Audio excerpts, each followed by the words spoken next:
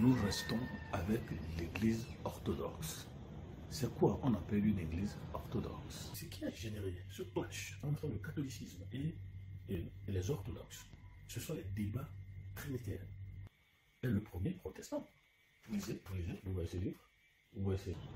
Et nous disions que l'Église orthodoxe voudra simplement dire la branche chrétienne telle que pratiquée dans l'Orient, dans l'Est, contrairement ou comparativement à ce qui se fait à Rome.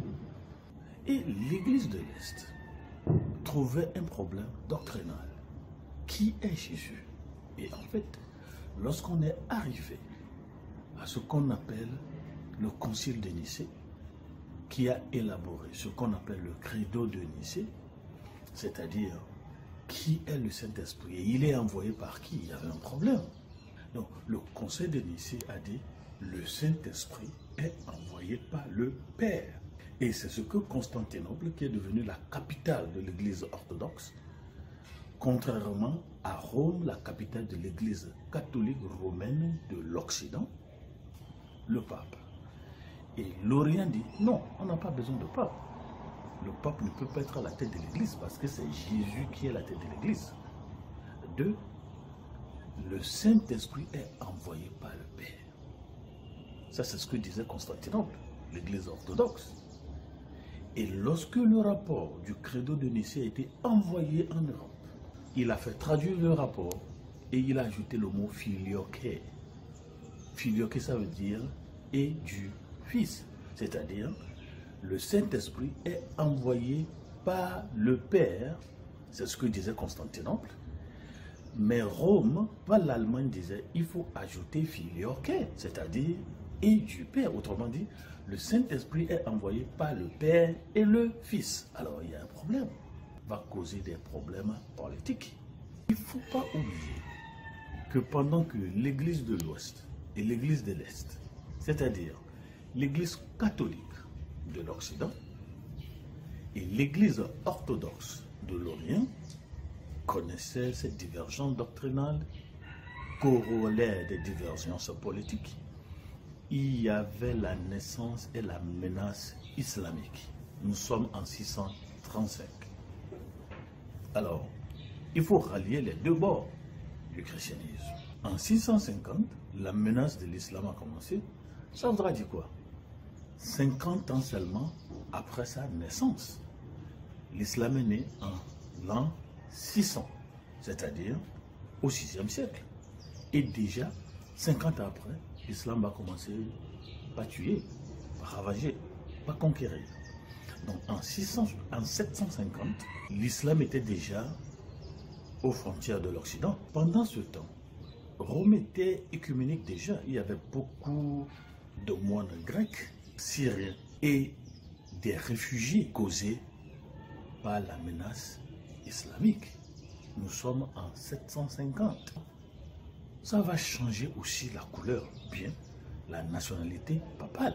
Donc de 654 à 752, seuls 5 des 17 papes seraient d'origine romaine.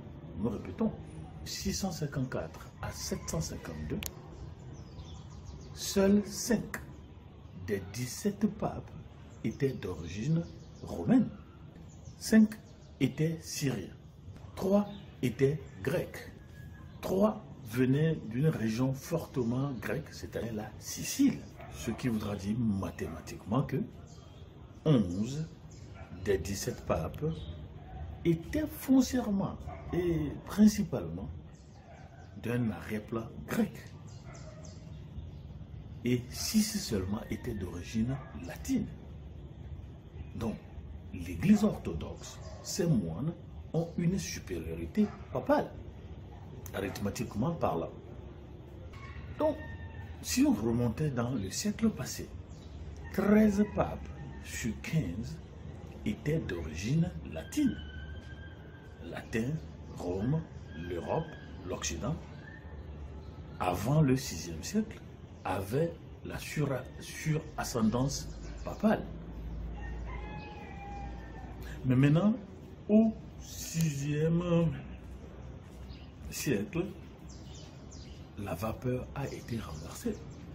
La supériorité numérique papale devenait grecque, c'est-à-dire orthodoxe. Et le divorce, le démariage entre le catholicisme et l'orthodoxe grandissait, grandissait, grandissait. Il y a deux raisons principales.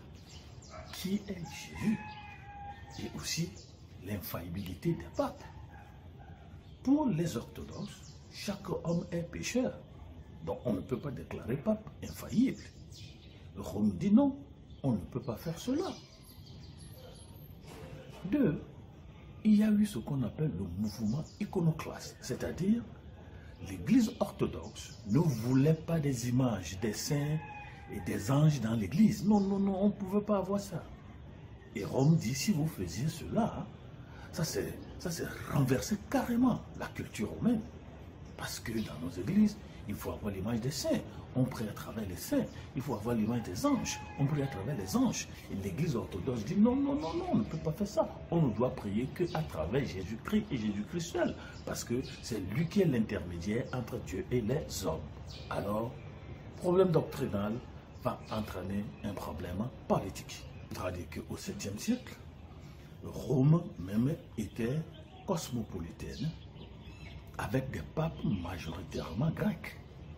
Là, ça pose un problème. Nous avons des Grecs qui dirigent la capitale de l'Occident et qui sont contraires à ce qui était la culture. Est-ce que c'est ça la culture? Ou bien c'est ça la Bible? Donc, si on comparait Grèce et Rome, la Grèce avait la supériorité intellectuelle, académique. La Grèce avait la supériorité ressourçale, les ressources. C'était l'Orient qui nourrissait l'Occident. Bon, Rome n'avait qu'une légère supériorité, ou une latence de supériorité, parce que les rois et les princes étaient romains. Alors, faut-il avoir l'image des saints et des anges dans l'Église? L'Église orthodoxe dit non. Et Rome dit oui, la majorité. Alors, voici ce que dit Rome. Si vous refusez l'image des saints dans l'Église, vous posez un problème à l'Occident. Parce qu'en Occident, surtout Pierre, le premier apôtre, le père fondateur de l'Église catholique, dit-on, le père fondateur de Rome, dit-on, le premier pape, dit-on, l'Europe aura un problème. D'ailleurs, Pierre, pour nous, c'est le prince des apôtres. Vous avez une fois entendu ça? Alors, il y a problème. On ne finira pas avoir alors ce qu'on appelle deux églises. L'église de l'Est, qui est l'orthodoxe, et l'église de l'Ouest, qui est le catholicisme. Mais maintenant, en décembre 755, la pression islamique sur Rome va faire que le pape Étienne II va croiser les Alpes pour aller chercher de l'alliance politique. Il va aller chez le roi carolingien Pépin. Alors il va avoir alors maintenant une alliance politique entre Rome et les Franquais. Mais avec la conséquence que la souveraineté de la politique, du pouvoir politique romain basé en Italie, cela sera alors un partage entre l'autorité papale et la dynastie carolingienne. Ce qui va faire déborder le vase, c'est la coronation de Charlemagne en 800, c'est-à-dire au 8e siècle. Alors, l'Allemagne va prendre le dessus. L'Allemagne va prendre le dessus. Cela va donner des divergences doctrinales. L'Église catholique, c'est-à-dire Rome, va trouver la Grèce, Constantinople, l'Église orthodoxe, comme la mère de tous les maux, de tous les péchés. Et on va même appeler l'Église orthodoxe la synagogue de Satan. Encore que là, le pape Léo IX n'était pas encore ici. Alors, il va expliquer le mot filioque, c'est-à-dire le Saint-Esprit est envoyé par le Père et le Fils. Alors le pape Léo IX a réglé le problème doctrinal. Mais la divergence était déjà trop allée loin. Donc, refuser les images dans l'Église, selon l'Église catholique, ça s'est jeté carrément, Toute l'histoire de Rome, ça s'est marché dessus. On ne peut pas accepter ça. Mais que dit la Bible? Alors, regardez ce qu'on nous dit. Rome est la mère de l'orthodoxe. On l'avait déjà dit. Ils sont de la même racine. Elles sont de la même racine. Donc, maintenant, on va procéder à de la politique chrétienne. Maintenant, Rome va faire surface. Toute personne qui ne se soumet à l'autorité de Rome devient un bandit, devient un rebelle à combattre. Alors, il va avoir ce clash avéré entre l'Église catholique romaine, c'est-à-dire l'Église de l'Occident, c'est-à-dire l'Église de l'Europe, et l'Église protestante, l'Église orthodoxe, l'Église de l'Est. Pour concilier les deux bouts, Rome va décider de trois choses. Il y a d'abord la conquête militaire. Pourquoi? Parce que l'Église orthodoxe dans l'Orient est déjà presque consommée par l'islam. Il faut reprendre ce territoire dit chrétien. Donc Rome décide d'une conquête militaire. Une des trois manières de réconcilier les deux églises. Il y a aussi ce qu'on appelle la méthode de la négociation politique. Ça dit s'asseoir, les deux églises s'asseoir, les deux empereurs s'asseoir. Et il y a aussi ce qu'on appelle la politique de la conciliation religieuse. Il ne faut pas oublier que, ajouté à ces deux-là, il y a ce qu'on appelle la voie de la compréhension. C'est-à-dire, il faut désormais un respect mutuel, c'est-à-dire l'appréciation des uns et des autres.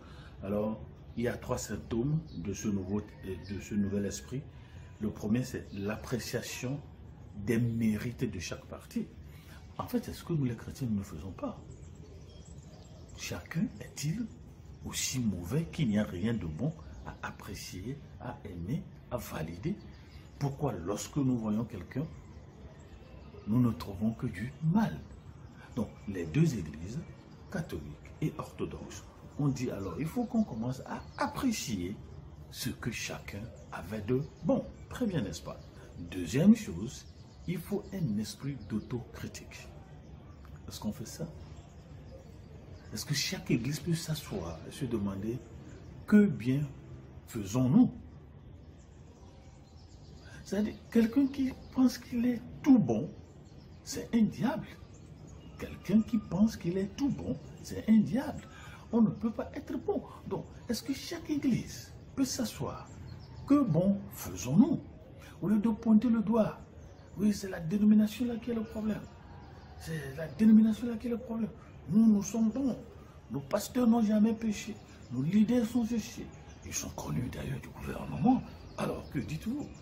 Est-ce qu'il y a l'autocritique, l'analyse de soi spirituelle, l'analyse de soi ecclésiale?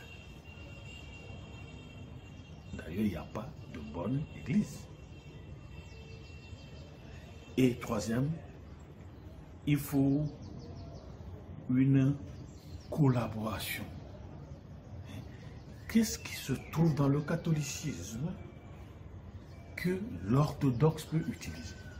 Qu'est-ce qui se trouve dans l'orthodoxe que le catholicisme peut utiliser? Est-ce que cet esprit de conciliation religieuse, conciliation politique a été effectif? La question reste posée. Au revoir. Histo-Afrique. Levez le voile colon et laissez parler la Bible elle-même.